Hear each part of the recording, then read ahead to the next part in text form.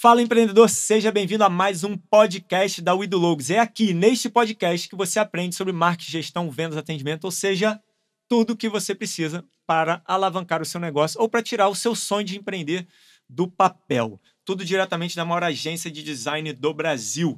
Hoje, nós vamos falar sobre os 5 principais erros que o empreendedor comete no atendimento. E para isso, está aqui junto comigo a Tereza. Fala, pessoal, tudo bom? E o João Cardoso. Fala aí, galera, tudo bom? Então, olha só, gente. Tendo em vista que tem alguns pontos no atendimento que se repetem constantemente, e quando eu rodo esse Brasil, eu vejo em dezenas e dezenas de empresas, a gente vai começar com o primeiro deles. Conta aí, Tereza. Então, errar é humano, né? Não tem jeito. Acho que a gente tem que partir desse princípio. E aí, a gente, observando o mercado, a gente vê que existem 5 principais erros na hora de atender o cliente. O primeiro deles é não conhecer o cliente. Né, a gente vai falar um pouquinho de cada um deles. Mas não dá spoiler não, Tereza. É um de cada vez. Então vamos começar com o primeiro. O primeiro, então, é não conhecer o cliente. Eu acho que realmente ele é o primeiro porque eu acho que é a chave de tudo, né? Entender o público, conhecer o público é fundamental para todos os processos, seja de marketing, de atendimento, de vendas. E aí, como que isso se desdobra no atendimento? Quando o empreendedor não conhece o cliente, que tipo de consequências pode ter, João? Isso é um erro que acontece muito mais facilmente, inclusive, com aquela galera que tá abrindo o negócio. Nos episódios anteriores, o Gustavo até comentou isso. Inclusive, escutem os outros episódios. Ele comentou isso, que quando uma pessoa abre uma empresa, ela tá empolgada para poder vender o produto e serviço para todo mundo. E isso é um erro. Porque, vai ver, você tá vendendo para clientes que não deveriam ser seus clientes. Conhecer a pessoa que você tá vendendo, conhecer a pessoa que você quer oferecer o teu serviço, o teu produto, eu acho que é essencial para qualquer tipo de negócio, porque aí você vai segmentar a tua base, você vai saber que você consegue um retorno melhor de uma determinada parte da população. Então, por exemplo, se você está querendo vender produto feminino, não adianta você colocar o seu produto para venda num autoposto, sabe? Porque as pessoas não vão lá procurando esse tipo de produto. É a mesma coisa com qualquer tipo de serviço. E, consequentemente, para atendimento. Conhecer a pessoa que você está vendendo, conhecer o teu público-alvo específico é o que faz você segmentar o teu atendimento para que você consiga resultados melhores. Você saber com quem você está falando, você consegue mudar a linguagem, os canais de atendimento que você vai utilizar para falar com essa pessoa, e você consegue criar as soluções efetivas para que você consiga prever problemas até que qualquer determinado segmento de público possa vir a ter. Isso é um bom ponto. Quando a gente está começando um negócio, a gente de fato quer atender todo mundo. O João deu o exemplo aí do posto de gasolina para botar produtos femininos, aí vai ter um empreendedor que vai falar assim, mas o marido pode comprar aquele produto para a esposa. Cara, pode, mas no início você não vai gastar sua energia colocando o seu produto lá. Você tem que colocar diretamente em um local onde preferencialmente vai estar o teu público-alvo inicial, o primário, não o complementar. Então, tenta tirar as exceções, tenta tirar as rebarbas e trabalha diretamente com quem você de fato quer falar. Quanto mais intencional você for direto para aquela pessoa, mais fácil vai ser a sua venda, mais fácil vai ser a sua comunicação. E com isso, consequentemente, todo o seu atendimento vai ficar facilitado, porque você está trazendo a pessoa certa para você e não uma pessoa complementar. E aí também a gente consegue ir para o segundo erro, né? O segundo principal erro no atendimento, que é não se comunicar formalmente com o cliente. Acho que aí a comunicação, 2 pontos da comunicação. O primeiro é você saber como se comunicar, então se você conhece seu público, você já mata um erro aí. E o não se comunicar formalmente com o cliente. A gente falou em episódios anteriores sobre a multicanalidade. Às vezes você recebe um contato do seu cliente por WhatsApp ou por telefone. E aí é importante, às vezes, você documentar tudo isso, né? Até para você ter claro para os 2 lados o que está acontecendo. Lá na WeDoLogos a gente costuma tratar dessa forma. Não quer dizer que você não vai resolver o problema do seu cliente no WhatsApp, mas você, de alguma forma, você precisa tirar dali e levar para o e-mail para você formalizar aquilo e conseguir resolver, né, João? Isso é um exemplo claro do que a WeDoLogos faz e que eu acho que é importante outras empresas seguirem também. Formalizar o atendimento não é necessariamente só botar no e-mail. É você ter algum método registrado do que aquela conversa foi tratada e de como aquilo vai ser resolvido. Eu vou contar uma experiência própria que eu tive em relação a isso, que basicamente eu acho ruim. Eu contratei uma viagem recentemente para uma agência de viagens e paguei o plano, paguei tudo certinho para poder já receber as informações de hotel, receber as informações de voo. Eles resolveram me tratar tudo pelo WhatsApp. Só que, por um lado, isso é prático. Por outro lado, a informação se perde.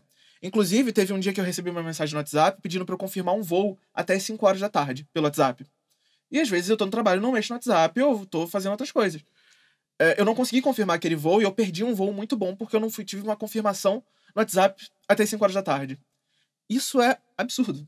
Como cliente, isso é uma experiência muito ruim. Porque eu perdi uma oportunidade muito boa de voo, que é uma coisa complicada, justamente por não conseguir fazer aquele contato via WhatsApp, que não é nada formalizado, que não é nada registrado em relação a isso. Se eu tivesse recebido um e-mail e tivesse que confirmar até determinado horário, justo. Porque me daria tempo hábil para isso. Mas eles me mandaram uma mensagem no WhatsApp, cerca de 2 horas antes do período de confirmação, e acabou. É importante, muito importante, que não importa por onde você esteja fazendo atendimento. Você pode estar falando no telefone com o cliente, você pode estar falando no WhatsApp com ele, mas tem alguma informação importante a ser tratada, relacionada a dinheiro, financeiramente, relacionada a prazos, formalizem essas informações em qualquer lugar oficial. Um e-mail é importantíssimo para você poder ter essa informação. Porque aí o cliente vai ter aquilo resguardado caso aconteça algum tipo de problema. E não vai ficar à mercê de contato pelo WhatsApp ou uma mensagem que pode ser visualizada ou não. Uma coisa super importante também é você utilizar essas formalizações como ponto de transferência, de passagem de responsabilidade. Ou seja, o cliente passou de uma etapa, formaliza essa etapa, para ele não poder ou minimizar a chance dele recuar. Então, eu dei a mentoria para um escritório de arquitetura lá na Bahia, e os clientes chegavam no final do processo, já na construção, ele queria mudar o projeto inicial. Então, como que ele resolveu isso? Criando documentações, formalizando as etapas. Então, passou de certa etapa, o cliente recebia um documento falando, podemos prosseguir para a etapa 2 e dali não poder antecipar? É óbvio que vão ter situações que você vai precisar antecipar por algum motivo específico e tal. Ok, são exceções. Mas no padrão, o cliente ele já se comprometeu com a passagem de etapa. Então, utilize essa formalização no processo de atendimento para você documentar e ajudar o cliente nesse entendimento mesmo, porque a pessoa está ali numa situação teoricamente de fraqueza, né? Ela está comprando, ela está insegura, ninguém compra 100% seguro, vai dar tudo certo, blá, blá, blá. Então, sempre tem alguma coisa que pode acontecer. Você formalizando, você facilita essa passagem de etapas, essas fases, para o cliente poder se sentir mais seguro e confiante de todo o processo. Formalizar não necessariamente é você robotizar o seu atendimento. Isso é importante diferenciar bastante. Você não precisa que o cliente siga um processo robotizado, engessado, para que você tenha essa formalização. Você no telefone com ele pode pedir um e-mail, você pode mandar um e-mail para ele. É muito importante, inclusive, quando você quer a formalização, a iniciativa sai de você mesmo. Então, por exemplo, quer fechar uma etapa do projeto de arquitetura, como o Gustavo falou. O e-mail sai de você, onde o cliente dá o ok dele para que a gente possa seguir para a próxima etapa. Isso não impede que você tenha um atendimento humanizado com ele, que você converse com ele em outros canais de forma informal, se for necessário, mas é importante a gente ter esse canal registrado. E o cliente ter consciência que aquilo ali é importante para ele também, né? Porque isso respalda os dois lados. O cliente tem uma documentação de como tudo está acontecendo e ele pode usar aquilo num argumento, enfim. Então, acho que os dois lados ficam protegidos no caso de uma insatisfação, numa discussão ou de qualquer problema. E aí a gente vai para o terceiro principal erro no atendimento, que é não padronizar a experiência, né, o atendimento do cliente. A gente fala de não padronizar entre a equipe e entre todo o time, né? Eu acho que aqui a gente tem um ponto que até agora eu estava me lembrando de um treinamento que a gente teve com o Gustavo Malavota lá na UI do Logos. O cara é fera em vendas. E ele trouxe uma experiência que eu achei muito legal, de uma loja, onde ele chegou na loja para ser atendido. Ninguém chegou para falar com ele, mas tinha uma senhorinha lá que estava limpando, que ela atendeu ele, ela cuidou, praticamente vendeu, fechou a venda para ele, enquanto que os vendedores que estavam ali para fazer essa atividade não fizeram o papel deles, né? Então, vamos falar um pouquinho para quem está ouvindo sobre a importância de ter todo o time alinhado, sabendo da linguagem, sabendo como atender o cliente. Porque, no final das contas, atender e vender e estar de frente com o cliente não é só do time de atendimento, né? Não é só uma responsabilidade do time de atendimento. Exatamente. Falar com o cliente é universal dentro da empresa. Eu acho que qualquer funcionário de qualquer empresa tem que estar pronto para poder falar com o cliente em qualquer momento. Esse exemplo que você falou do Malavoto aí é incrível, porque prova que aquela empresa, mesmo que os funcionários não estavam atendendo no momento, tinha uma funcionária disponível para poder fazer efetivamente a venda da pessoa. A UI do Logos e qualquer outra empresa também tem que seguir esse tipo de modelo. Qualquer funcionário, não importa qual seja a área, seja um programador, seja do time de marketing, um vendedor, tem que estar pronto para atender o cliente. Quando a pessoa procura atendimento, ela tá procurando a empresa, ela não tá procurando fulano ou ciclano. Ela tá procurando ajuda da Widologos, ajuda da empresa X ou da empresa Y. Padronizar atendimento e saber com que todo mundo conheça os processos que acontecem dentro da empresa é essencial para que a gente não tenha esse tipo de problema nunca. Então, vamos supor que todo time de atendimento está numa reunião. Se alguém liga para ser atendido, ele precisa ser atendido. Não pode chegar e falar, desculpa, o time todo tá em reunião, você liga daqui a pouco. Não.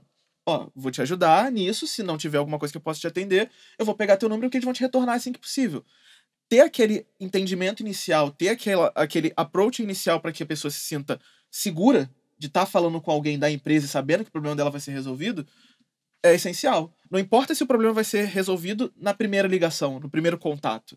Talvez isso não seja necessário, mas alguém escutou aquela pessoa quando ela precisou de atenção. Então, padronizar o processo, padronizar o atendimento, isso tem que ser essencial para qualquer empresa. No exemplo de uma loja física, todo mundo tem que estar pronto para atender. Se a pessoa vai no caixa e está com alguma dúvida em relação a algum produto que está na vitrine, o caixa tem que saber ajudar. Se a pessoa liga para o Widologos e o time de atendimento está em reunião, se você atende telefone no marketing, você pode falar, olha só, consigo te ajudar com isso, mas se precisar de qualquer outra coisa, o time de atendimento vai resolver logo em seguida.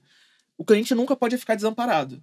O atendimento precisa estar padronizado dos cargos mais baixos até os mais altos. Se o Gustavo que precisar pegar o telefone, como dono da empresa, ele vai saber lidar com o cliente e atender o cliente perfeitamente. E a gente espera isso de todos os funcionários da Widologos, e a gente espera também que as empresas repliquem esse tipo de comportamento.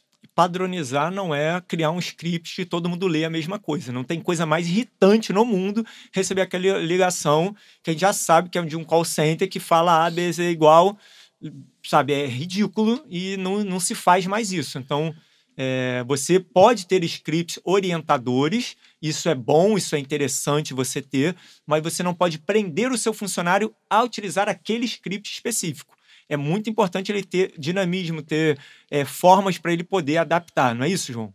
Porque se ele tiver um script fechado, qualquer situação que fuja daquele script, ele não vai saber. Ele bloqueia. Exatamente, ele vai ficar totalmente parado e não vai conseguir ajudar o cliente quando ele vai precisar. E eu acho que é importante também cada um ter clareza sobre o seu papel, né? A gente já falou aqui sobre a importância de quando chega até a mim, por exemplo, que eu sou do marketing, um cliente que está com uma dúvida, não vou dizer para ele que eu não vou resolver, mas eu tenho que entender até onde eu posso ir, né? Eu, como marketing, eu não consigo resolver todo o problema de um projeto, de uma logo, porque foge do meu conhecimento. Então, eu posso querer, na ânsia de ajudar, acabar atrapalhando tudo. Então, acho que, da mesma forma, por exemplo, um time de TI, o cliente está com uma dificuldade, por algum motivo chega no TI, o TI não tem expertise para tratar aquilo ali naquele momento, ele tem que saber direcionar e até que ponto ele vai, porque muitas vezes o cliente quer que aquela pessoa que está ali que resolva o problema, e nem sempre vai ser, né? Ele tem que ter habilidade suficiente para acalmar o cliente e transferir para a pessoa mais adequada. Claro. Mas sempre assumindo a responsabilidade. Pode deixar comigo que eu vou fazer com que esse seu problema seja resolvido, que seja tratado. Sempre assumindo a bola. A gente já falou isso em alguns outros episódios.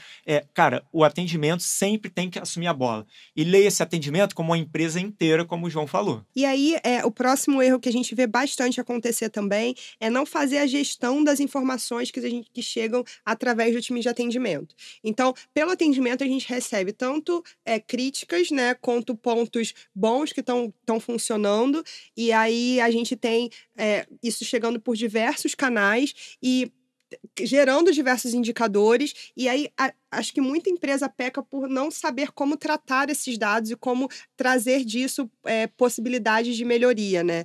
Lá na Widologos a gente tem alguns indicadores por onde a gente acompanha a qualidade do atendimento, e aí eu queria ouvir um pouquinho do João, quais são esses indicadores e como a gente trata cada um deles, como a gente trata os dados que a gente tira de cada um deles. Em relação aos feedbacks, principalmente, isso é uma coisa que a Widologos está melhorando muito durante esse tempo, a gente ainda tem um caminho a trilhar em relação a isso, em relação aos feedbacks que a gente recebe dos nossos clientes.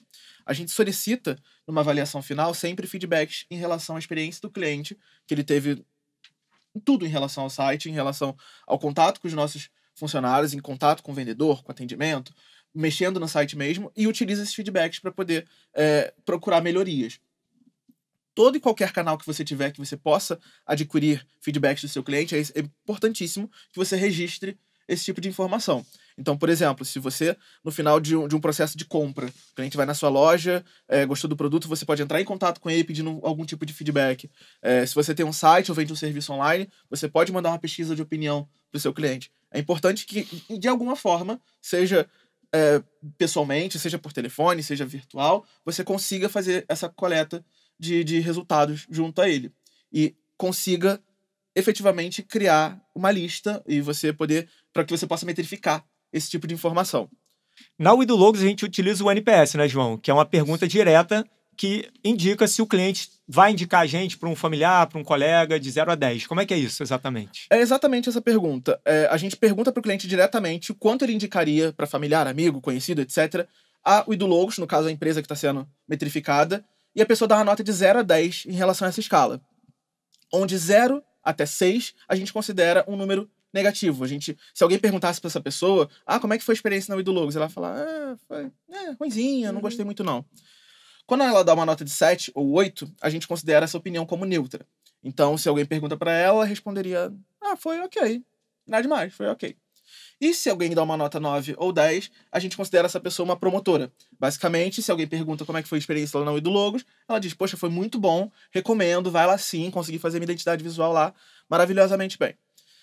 O NPS é uma métrica que ele pega os resultados somente os positivos e os negativos, os detratores e os promotores, ignora os neutros e faz um cálculo em relação a essa porcentagem. Esse número pode dar um número de menos 100 até 100. Quanto mais próximo do 100, melhor a tua empresa em relação à taxa de indicativos de qualidade de atendimento. E quando eu digo qualidade de atendimento, não é só atendimento do seu time de atendimento, é da empresa inteira. O NPS ele não mede a experiência com o time de atendimento. O NPS é uma pergunta direta para o cliente falando assim, o que você achou da empresa? E a empresa não é só atendimento. Quanto mais você se aproxima do 100, melhor a sua métrica de satisfação do cliente. Os números atuais que eles são demonstrados hoje em dia dizem que cerca de NPS 80 é um NPS muito próximo da taxa de satisfação absoluta, de excelência de atendimento. Tá? O 70 também já é o início dessa métrica, e quando mais você está chegando para baixo, você tem que melhorar o seu número. Se tiver negativo, meu amigo, bal. Se tiver negativo, tem que mexer muita coisa. Mostra que seus clientes te odeiam mais do que gostam de você. Isso não é uma métrica boa para ninguém. Tá? Essa métrica do NPS ela é sempre acompanhada com uma pergunta também qualitativa, onde a pessoa pode te responder o que você precisa melhorar e definir feedbacks para você. Então, por exemplo, ao mesmo tempo que ela coloca lá a resposta de 0 a 10 em relação à indicação que ela teria da tua empresa, ela também tem que responder o porquê.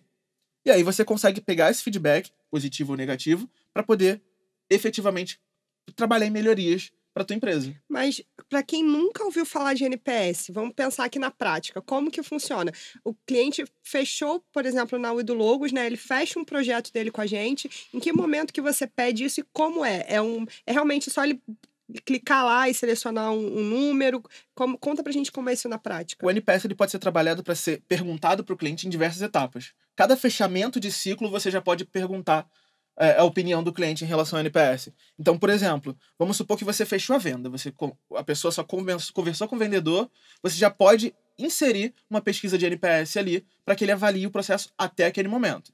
Então, vamos supor que ele comprou um produto, comprou uma camisa numa loja, utilizou a camisa por um certo período, a gente pode perguntar de novo para ele o que ele está achando da experiência. A gente não vai estar perguntando mais da venda, a gente vai estar perguntando dele utilizando a camisa já.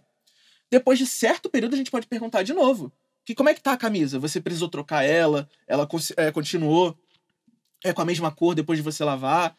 Já é uma terceira pergunta. Cada etapa que o cliente passa, a gente pode inserir uma pesquisa de NPS. No caso da Widologos, a gente faz isso quando o projeto finaliza, ou seja, você comprou, você recebeu várias artes, você gostou de uma, e na hora de você fazer o download, a gente faz essa pergunta, ou no ato que você cancela o projeto, a gente também faz essa pergunta. Então a gente tem um NPS global do processo como um todo. Poderia ter feito igual o João falou, na área da vendas, no início, no meio, no fim? Poderia. Mas quanto mais dados, como a Tereza também falou, a gente tem que tratar esses dados. Hoje, a gente tem vários dados que são coletados e a gente escolhe alguns prioritários para serem acompanhados, e o NPS, na fase final, é um deles. Exatamente. E é um método que qualquer empresa pode usar. A gente usa na Widologos, a gente tem... Nosso negócio é todo online, né? Um e-commerce, mas qualquer empresa pode usar o NPS? Qualquer empresa pode utilizar o NPS, seja física, seja online. Inclusive, exemplo próprio que eu tive foi em relação a uma academia. A academia, enquanto eu estava na academia, chegou um instrutor por perto e me fez uma pesquisa de NPS, que identifiquei na hora. Era uma nota de 0 a 10 e uma pergunta qualitativa em relação ao serviço como um todo. Então, você pode se aproximar do seu cliente de qualquer forma, por telefone, pessoalmente, internet, qualquer lugar. Em empresas de software, muitas vezes aparece um pop-upzinho lá fazendo a pergunta de NPS de tempos em tempos. Então, não é apenas uma vez. Você pode fazer diversas vezes, em diversos momentos, para medir a satisfação do seu corpo de clientes. Empreendedor não tenha medo de perguntar. Acho que, de repente, muita gente acaba tendo medo de entrar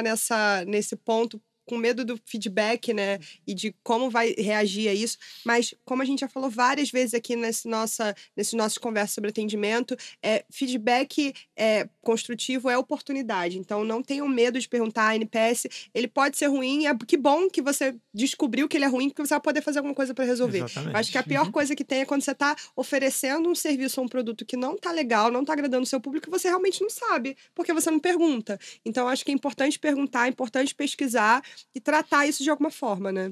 E aí, como você faz quando lá na Edulogos a gente tem uma meta, né, para todo o time de atendimento, quando não está atingindo, como que você trata isso, João, com o seu time? Então, o NPS, como comentei antes, ele é um número que define basicamente a experiência do cliente como um todo, não somente do time de atendimento. A maior parte do contato do cliente é em relação ao time de atendimento. Então, quando a gente vê que o NPS está baixo, a gente começa a fazer ações junto ao cliente para entender o que está errado dentro daquele momento. O NPS, ele meio que funciona em fases. Então, ele vai em ondas pra gente saber se ele tá indo bem ou mal. Quando o NPS cai, obviamente é porque teve algum tipo de problema acontecendo dentro da empresa naquele momento, que a gente pode ver os nossos processos, ver se a gente está falando com o cliente da forma certa, ver se teve algum tipo de mudança brusca no time, na equipe, que a gente consiga manejar para melhorar. As ações que a gente faz dentro do NPS são sempre em contato direto com o cliente. Então, quando a gente vê que o NPS está baixo, a gente entra em contato ativamente com clientes que ainda estão em processo de finalização, para a gente entender o que está rolando, para a gente poder efetivamente antecipar qualquer tipo de problema.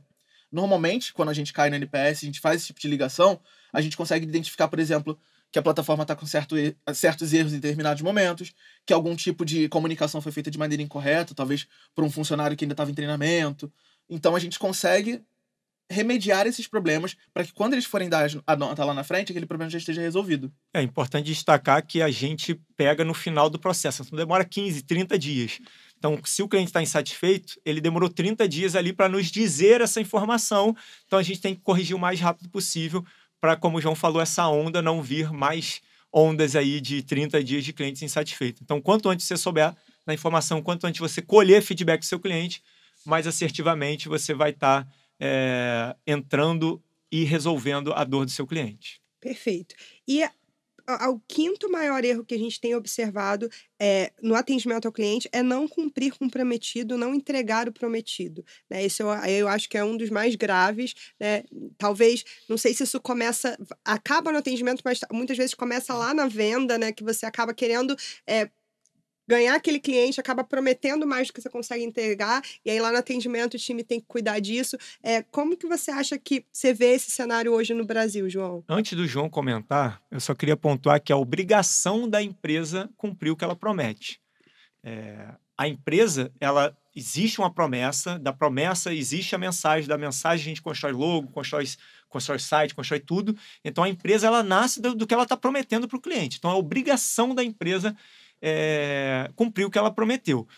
Muitas pessoas podem estar pensando assim, mas é bizarro a empresa não cumprir o prometido. Às vezes, o não cumprimento não é que ela não está entregando o que ela prometeu. Às vezes, o cliente está entendendo algo errado no ato da venda.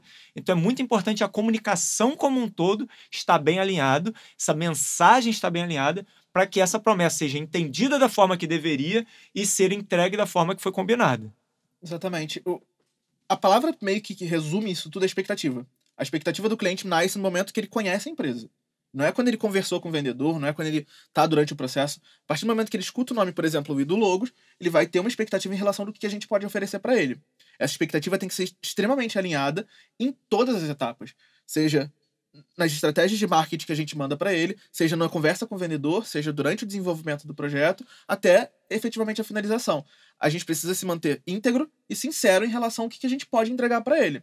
Para não cair nesse erro, é simples. É só você ter uma comunicação aberta com o seu cliente em relação ao que a tua empresa faz. Você não pode prometer mais.